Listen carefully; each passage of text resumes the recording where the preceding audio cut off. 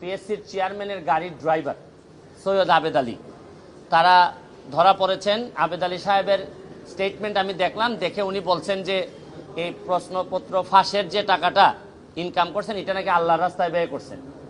মানে এর চেয়ে দুঃখজনক আর এর চেয়ে এরকম দেশ আমি পৃথিবীর কোথাও দেখি নাই যে 2 নম্বরের টাকা উনি সগৌরবে বলছেন যে এটা উনি আল্লাহর রাস্তায় খরচ করছেন। 33তম বিসিএস থেকে 46 পর্যন্ত, এই পর্যন্ত উনার মাধ্যমে অনেকেই সরকারি চাকরি পেয়েছেন, বিসিএস কর্মকর্তা হয়েছেন। তাইলে উনি যেহেতু ধরা পড়েছেন, তাইলে এখন যারা তদন্ত করতেছেন তাদের মেইন কাজ হবে এই প্রশ্নপত্র ফাঁসের মধ্য দিয়া এই চোর যারা, এই চোরগুলা যারা প্রশাসনের বিভিন্ন জায়গায় বিসিএস কর্মকর্তা বা বিভিন্ন হিসাবে বসে আছে, তাদেরকে ত্বরিত তাদের নাম সবার সামনে নিয়ে আসতে হবে এবং এদের বিরুদ্ধে ব্যবস্থা গ্রহণ করতে হবে।